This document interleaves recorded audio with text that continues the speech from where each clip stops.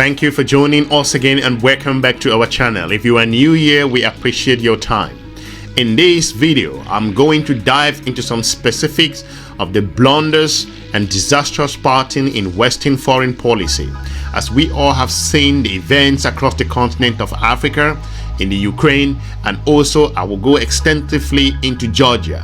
Why this current pattern in Western diplomacy and lack of foreign policy approach, and which in most areas is more condescending, ignoring the difficulties on the ground. In this video, I will bring to you some aspect of analysis and also research. So watch this video to the end for clarity and better understanding. So without any much delay, let's just dive straight into it. Thank you for joining us again and welcome back to Edusplorer. In this episode, I will be looking at the disastrous pattern in Western foreign policy in different nations and regions across the world. The recurring blunders in Western policy have had catastrophic consequences in Ukraine, in Georgia, and across the continent of Africa, as we all see what's happening in the Sahel at the moment. How France is continuing to juxtaposition itself. You have the Russians, you do have the Chinese, and the United States of America specifically, and more importantly the European Union is still struggling as they're losing influence at the moment. And for those of you who've been paying attention in the news, most recently Washington finally allowed Ukraine to use American equipment to attack some targets inside Russia, hiding the signal from the United States of America. Chancellor Olaf Scholz dropped his resistance and approved the same for German-made weapons. The Western approach to foreign and security policy in Europe consistently follows three principles. One, ignore the problem, and the second one is do nothing. Make wrong decisions by choosing the path of least resistance and act too little too late. We see this pattern when it comes to Ukraine, Georgia, and also the continent of Africa, like I've pointed out. If you look at with regards to Western approach considering Ukraine, this indecision with regards to Ukraine has allowed this misguided approach recently allowed Russia to advance towards Kharkiv and also capturing territory that will be difficult for the Ukrainians to regain, as well as resulting in massive casualties as well and enormous destruction. After the decision on the United States of America's weapons, Russia is now certain to escalate. The root of this madness traces back to 2008 NATO summit in Bucharest, where Georgia and Ukraine were offered membership. Russia took it as a provocation, but there was no immediate follow-through from NATO's side. This is just the first part of this video. We will dive into some more specifics on how these disastrous policies to continue to affect those regions, and more importantly we will look into how it influenced the situation in Georgia and also close it with the continent of Africa and look into some further specifics. Let's continue. When Russia occupied Crimea and part of the Donbass in 2014, the United States of America and Western Europe responded with sanctions. Attempt at deal-making and occurred through the Normandy format and the Minsk agreement, which no one respected, leading to a low-intensity war. Sanctions, the path of least resistance, unsurprisingly failed to break Russia. Nevertheless, Western capitals felt satisfied that they had done something. At the time, according to my own analysis, Europe increased its defense capabilities to deter Moscow. European leaders deemed such a move unnecessary. If you look at the strategic option with regards to France at the moment, as France loses its influence in the continent of Africa, as France continues to point out that it really wants to champion the security in Europe, with Germany engaging the economic aspect in Europe. Most European countries are just listening to the United States of America, who is most of the time making most of the strategic decisions, as we all see what's happening in Ukraine. If you look at other aspects, the full-scale invasion of 2022 surprised many in Western and also in Ukraine. Initially, Western leaders supported Ukraine's fight but wanted to avoid direct confrontation with Russia. They delivered precious little equipment but did not tighten sanctions. Ukraine's agony continued. Bit by bit, the West increased aid, but not enough to push back Russia.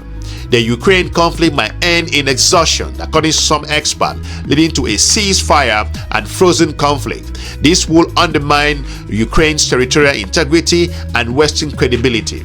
And here we see the effect of that typical disastrous sequence: ignore and make the wrong decision and act too little, too late. If you look at the aspect with regards to this policy concerning Georgia, abandoning Georgia, the case of Georgia is also dramatic and has some similar patterns to what happened with Ukraine. But there is an additional element here. When President Mikhail Saakashvili came to power in 2004, Georgia was extremely poor, bureaucratic, and also corrupt. Mr. Saakashvili implemented reforms to streamline the administration and economy. He recognized that an oversized bureaucracy and excessive regulation stifled economic growth and fostered corruption. He drastically reduced the size of the public administration and simplified laws and regulations to bare essentials. Corruption significantly decreased. The country successfully embraced digitalization and economic began to thrive. Narrow-minded European technocrats dislike this approach, to say the least, branding Mr. Saakashvili an autocrat. They offered little support. This allowed the opposition party, Georgian Dream, funded by pro-Russian oligarchs, to take power. The former president was eventually imprisoned. If you look at other aspects, now, despite huge public resistance, the Georgian government has passed legislation that restricts the activities of Western-backed media and think tanks. With this, Georgia could be lost to the West for good. Meanwhile, European governments remain silent about inhumane conditions Mr. Saakashvili faces in prison. To close this episode, we are going to look into how this disastrous policy has affected the geopolitical situation and geoeconomics into the continent of Africa, specifically in the Sahel region, where countries like Mali, Burkina Faso, Guinea, and Niger, more importantly, are now making strategic choices. Europe's foreign policy is having a slowdown in those regions, and that is the reason why Russia, China, and also the Middle Eastern partners are making some strategic decision and making a lot of inroad. So let's look at the final analysis for this video, and we will join you in our next episode. If you look at other aspects considering the incoherent approach with regards to the continent of Africa, we all have seen what's happening in the Sahel as the geopolitical atmosphere continues to warm up. With Russia's presence in the continent, the Chinese, the United States of America, the continent of Africa is becoming a little bit crowded if you look at other areas. For a long time, the European rather ignore issues of its southern neighbor, Africa, bribing it with ineffective development aid. It was a bad decision, but again, it allowed the donors to feel self-satisfied.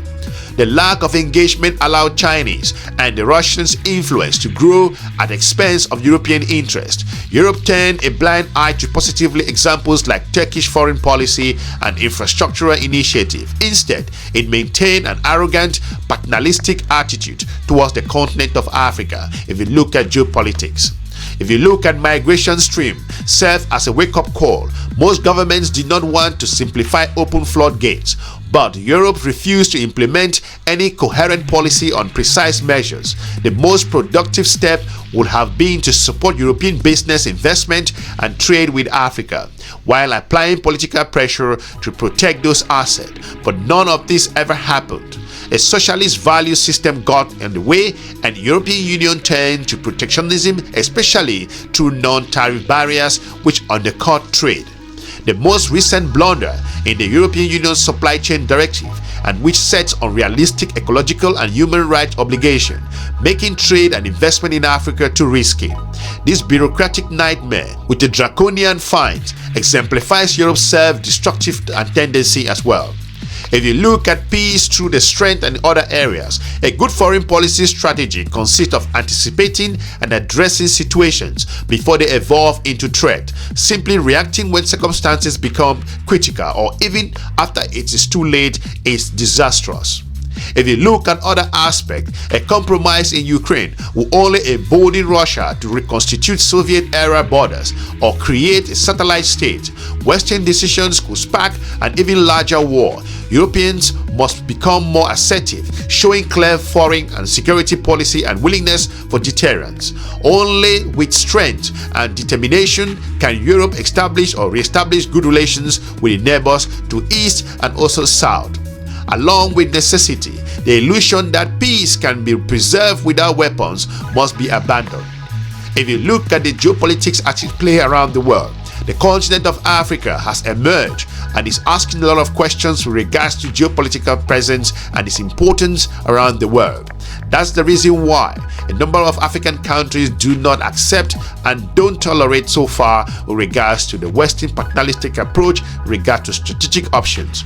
Most African countries have accepted that they want to work on a win-win situation, and also they have their own particular interest and influence looking at the way the continent of Africa is growing in terms of population, natural resources, and African nations want to make their own decision. We want to thank you for watching. Hopefully we've informed you as to the reason why the disastrous pattern in Western foreign policy recently has caused a lot of imbalances in a number of areas around the world.